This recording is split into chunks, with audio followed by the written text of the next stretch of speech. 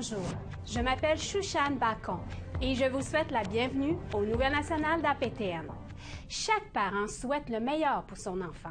Les valeurs, les principes ainsi que les modes de vie sont transmis aux enfants. Mais la transmission de la langue Innu n'est plus innée à Uashat Makmaniotenam, au point que l'Innu-Imun est moins utilisé par la nouvelle génération. Voici ce que j'ai préparé pour vous. Niche, Pek, Niche, Nurot Mohat. À Uashat Makmaniotenam, les aînés parlent et chantent la langue Innu. Aussi longtemps qu'on peut s'en souvenir, l'Innu-Imun a été parlé ici. Mais en sera-t-il toujours comme ça?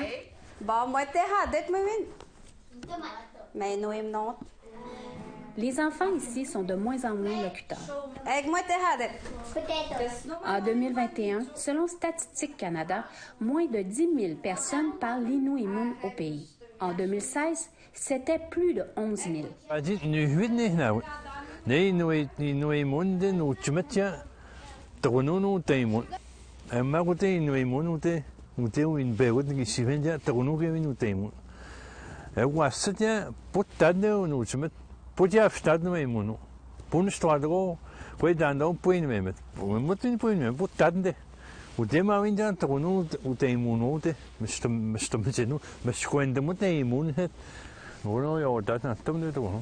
Denis Volant est le directeur adjoint en recherche et développement dans le secteur de l'éducation.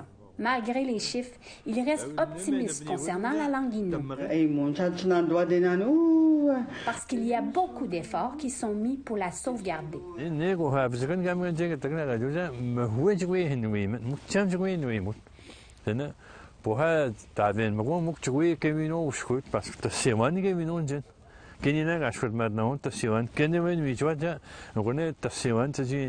D'après Volant, plusieurs parents influencent l'apprentissage de la langue Innu de leurs enfants par peur que ceux-ci ne performent pas bien à l'école en français. La directrice de l'école primaire à Maniotenam affirme que ce constat est réel sur les bancs d'école.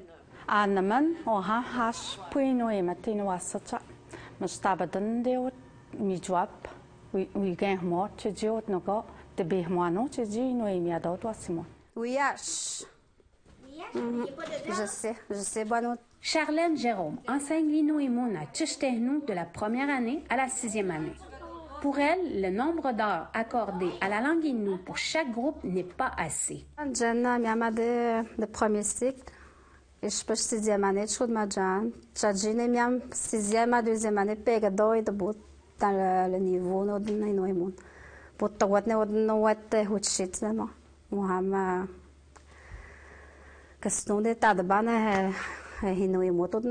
Pour la directrice de l'école Tchichtehnu, elle aimerait bien ajouter des heures de langue Innu à ses élèves.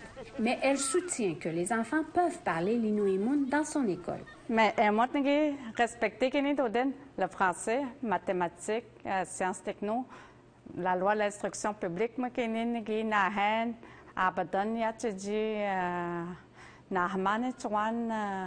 dans mon rôle de direction, tu dis que tu de dire dans la réussite scolaire. Charlène Jérôme suggère que la langue soit entendue dans tous les lieux publics. Pour elle, les jeunes doivent entendre la langue afin d'enrichir leur apprentissage, comme à la radio Kushabijgin, qui entre dans tous les foyers des deux communautés.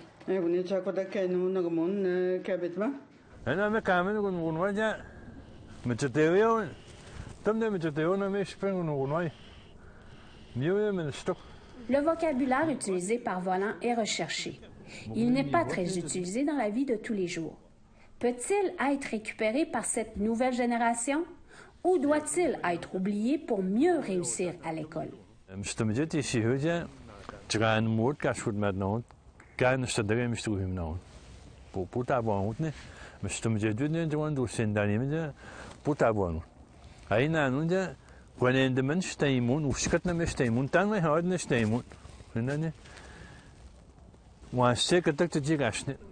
Chouchane Bacon, Nouvelle nationale d'APTN, Uashat Makmaniotenam. Jugement historique en Cour supérieure de Montréal. Un juge a ordonné un arrêt temporaire des travaux sur un projet de rénovation sur le terrain de l'Université McGill, après qu'un groupe de Mohawks de Kahnawake, s'appelant les Mohawks Mother ou Mère Mohawk, a poursuivi l'Université McGill et la Ville de Montréal en cours, parce que, comme l'explique Emilia Fournier, les sépultures anonymes y sont peut-être cachées. Le site du projet Nouveau-Vic est sur le terrain de l'ancien hôpital Royal Victoria, où des expériences psychologiques dangereuses ont été effectuées dans le cadre du plan MKUltra de la CIA. Depuis 1 an, les maires Mohawk ou Ganistansera ont sonné l'alarme que des corps sont peut-être enterrés à ce site. Donc, Hantineta et Quetdio ont passé 2 jours présentant leurs preuves en cours pour obtenir une injonction pour arrêter le projet. I feel like I just had a new baby.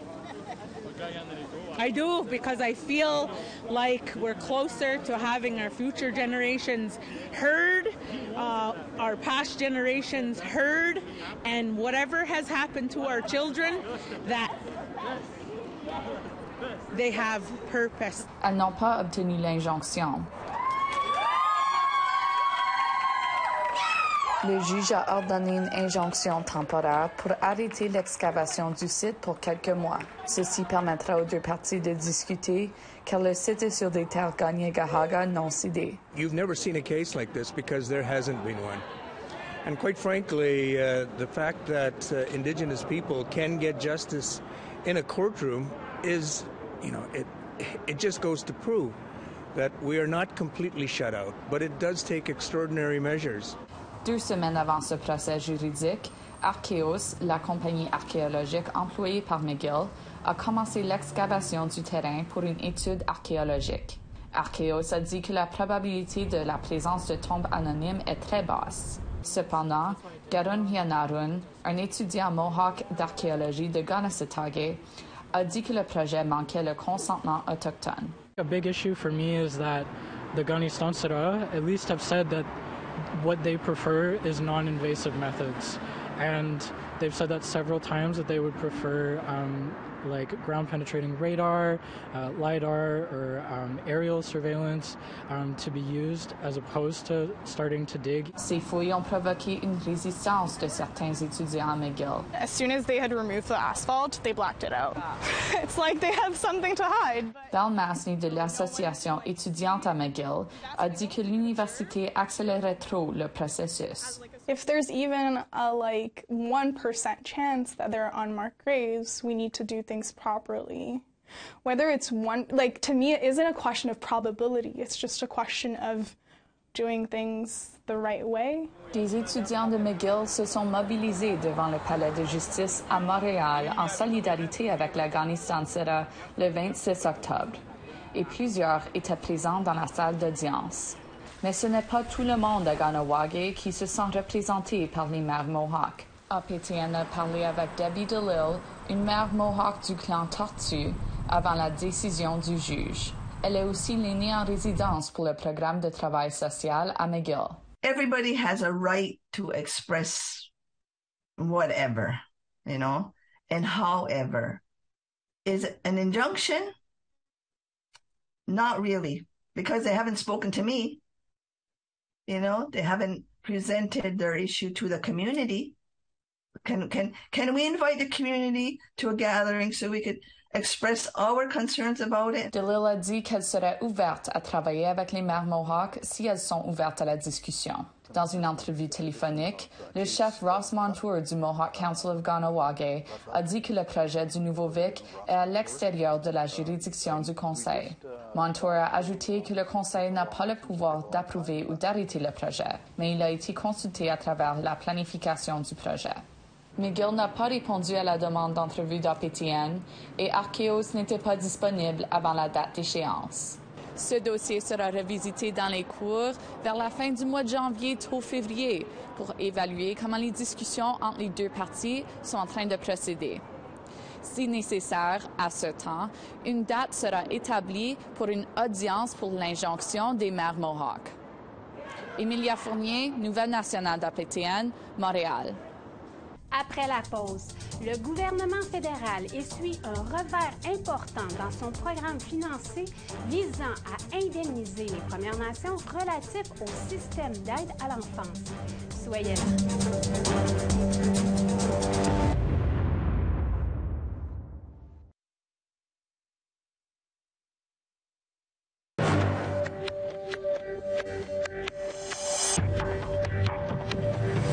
Bienvenue aux Nouvelles nationales d'APTN.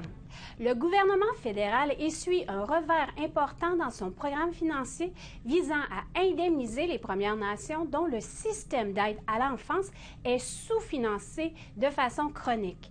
Un reportage de Fraser Needham. À la fin de l'année dernière, le gouvernement Trudeau a annoncé un programme d'indemnisation de 20 milliards de dollars. Les enfants et les familles des Premières Nations ont été laissés par un système d'aide à l'enfance sous-financé de façon chronique. Mais maintenant, le Tribunal canadien des droits de la personne affirme que ce n'est pas assez. Le ministre de la Justice, David Lametti, semble avoir été pris au dépourvu par la plus récente décision. I think what next is we wait for the final decision. This was just a summary today. Obviously, we work with AFN. We work with the Caring Society. We work with NAN and all the other partners with whom we were working. As Minister Hajdu pointed out, this was very much an Indigenous-driven and Indigenous-led process and settlement. Dans une lettre de 15 pages, le TCDP indique que l'entente actuelle ne garantit pas que toutes les victimes recevront une indemnisation de 40 000 $ et que ce montant sera réduit pour les autres. La chef régionale de l'Assemblée des Premières Nations, Cindy Woodhouse, qui a ouvert la voie à l'OPN dans ce dossier, a exprimé sa déception à l'égard de la décision. Today we learned sadly that this settlement agreement has not been approved. I'm deeply frustrated. It's a sad day for the many First Nations families learning today that their long wait for compensation and acknowledgement is going to continue. I don't know when or if compensation will flow to these kids and families at this stage. We had come so close to compensation, finally reaching our people, and today's ruling is a significant setback. Cornell McLean, chef intérimaire de l'Assemblée des chefs du Manitoba, a tenu des propos cinglants à l'égard de Cindy Blackstock, directrice générale de la Société de soutien. We speak about every child matters. In Cindy Blackstock's eyes, no child matters. You know, it seems that they're listening to whatever she has to say in terms of how this compensation moves forward. La ministre des Services aux Autochtones, Patty Hajdu, a expliqué qu'il était décevant qu'un élément important pour les Autochtones n'ait pas été accepté par le Tribunal des droits de la personne. There is a continued commitment to First Nations to make sure that we satisfy both aspects of these historic agreements, by the way, and agreements that our First Nations partners have worked incredibly hard on arriving at. So we'll wait to see the details from the tribunal, but we'll continue to work with First Nations partners on both aspects, the compensation piece and on the reforming the system. Mis à part les 20 milliards de dollars d'indemnisation pour les enfants et les familles des Premières Nations, le gouvernement Trudeau s'est engagé à consacrer 20 milliards de dollars supplémentaires à la réparation du système d'aide à l'enfance des Premières Nations. Un reportage de Fraser Needham, Nouvelles nationales d'APTN, Ottawa. Le prêtre catholique Johannes Rivoire ne sera pas extradé au Canada pour subir un procès concernant des crimes sexuels présumément commis contre des jeunes Inuits. En février, un chef d'accusation a été porté contre Johannes Rivoire pour attentat à la pudeur contre un enfant alors qu'il était prêtre au Nunavut dans les années 70. Des accusations antérieures avaient été suspendues en 2017 en raison de la faible probabilité de poursuite des procédures judiciaires.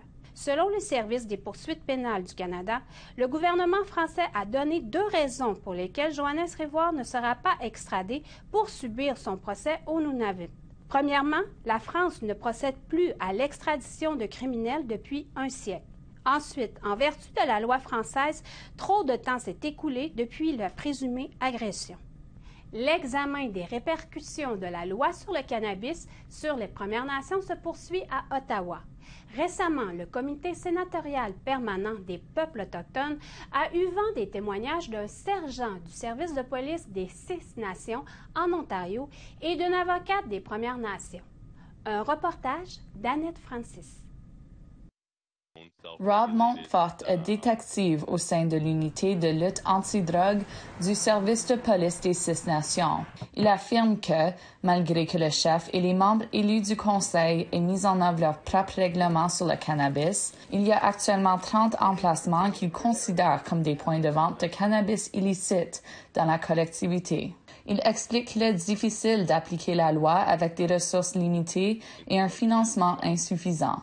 We're only a 3-person drug unit on Six Nations, and the bulk of our time goes towards fentanyl trafficking.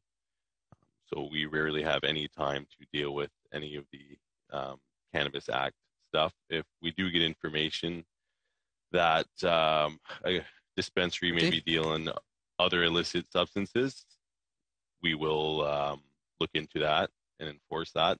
But as of right now, due to our manpower, and like I said, the issue with fentanyl. Nous devons aussi lutter pour la reconnaissance de la compétence des Premières Nations. Selon l'avocate Sarah Mainville, les gouvernements fédéraux et provinciaux ont raté l'occasion de collaborer avec les Premières Nations à la création d'un cadre juridique. Elle affirme que la revendication de la compétence est un processus coûteux et complexe. Par exemple, les Mohawks de la baie de Kent ont consulté leurs membres pendant 16 mois afin de créer leur propre loi qui n'a abouti à rien.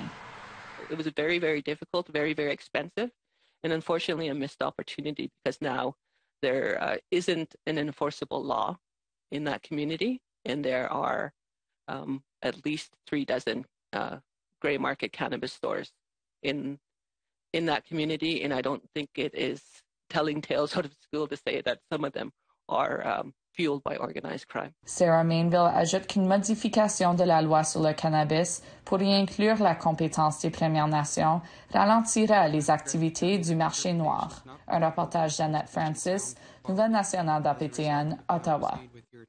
Au retour, Kenny Régis d'Inuit-Ouigan-Washat-Macmaniutenam et le sommet en éducation 2022. Restez là.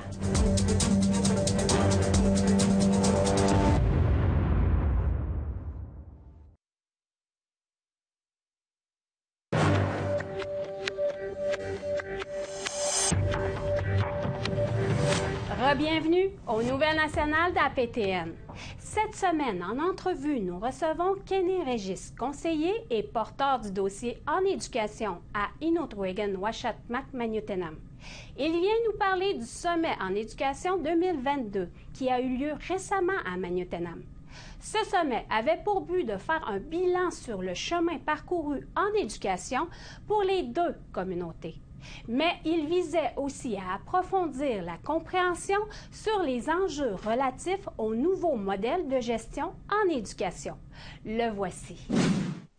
Kwe Kenny, bienvenue aux Nouvelles nationales d'APTN. Kwe, je suis no kadri hamin tizeno Watson. Sommet en éducation 2022 à Ouigat-Macmaniutenam. C'est quoi le but, Kenny, de ce sommet-là? Le sommet, c'est de recueillir vraiment l'information auprès de la population. Quelles sont les directives vraiment à suivre auprès de nos institutions, nos écoles? C'est vraiment de récolter toute l'information où les parents souhaitent que leur enfant se dirige. Parce que le sommet était du 26 octobre au 28 octobre. Plusieurs intervenants y sont présents, des intervenants de communautés différentes et de nations différentes, des grosses dépenses. Et la question qui me venait en regardant votre grille horaire, qui sont vos bailleurs de fonds pour ce sommet? Bien, c'est le fédéral qui contribue vraiment à ce qu'on fait des rencontres auprès de la population, récolter l'information pour avoir une direction auprès de nos institutions, nos écoles. C'est expressément les fonds proviennent du fédéral. Et j'aimerais spécifier que ces fonds-là, on ne touche pas les sommes d'argent allouées à nos étudiants. C'est vraiment, les sommes proviennent du fédéral vraiment pour ces événements-là. Puis, les directives, c'est à la demande de vos institutions scolaires. Qu'est-ce qu'ils veulent? Qu'est-ce que vos écoles recherchent dans ce sommet-là spécifiquement? Depuis 2 jours, on entend vraiment les parents souhaiter une augmentation de la langue Innu sur nos écoles parce que présentement, c'est juste 1 heure qui est allouée à l'Eino-Émonde. Les parents souhaitent davantage qu'il y ait plus d'heures allouées à l'Eino-Émonde. Et puis aussi, ce que les parents souhaitent, c'est qu'il y ait une transmission de la culture sur le Nitassinan. OK. Et comment ce sommet-là, le sommet en éducation 2022, va transparaître dans les classes de la maternelle 4 ans jusqu'en secondaire 5? Dans la vie de tous les jours, comment l'élève va être touché par votre sommet?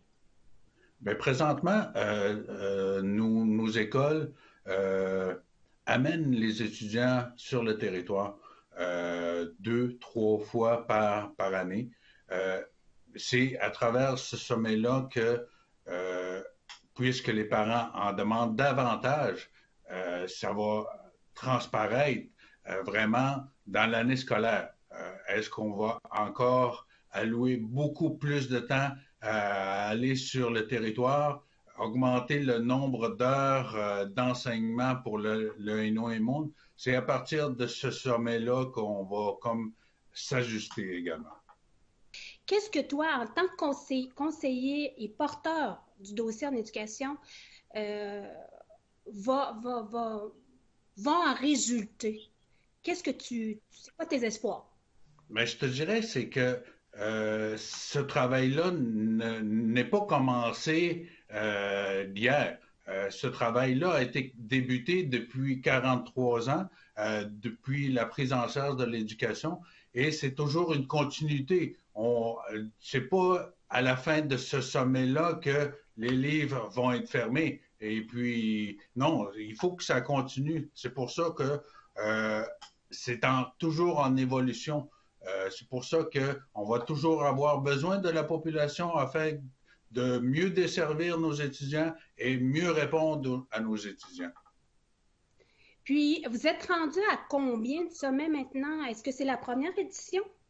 C'est le premier sommet, mais par contre, il y a eu beaucoup de consultations, soit à la radio, des colloques, il y a eu des sondages, il y a eu beaucoup de consultations depuis qu'on veut prendre en charge l'éducation.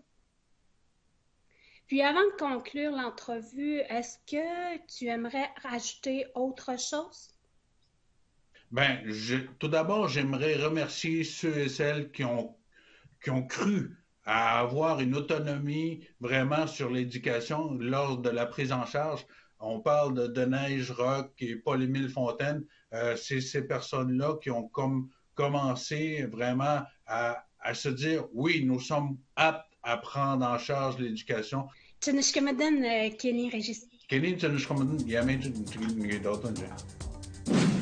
qui conclut le bulletin Nouvelles nationales d'APTN. Merci beaucoup d'avoir été des nôtres. Nous vous souhaitons un joyeux Halloween. Yamé.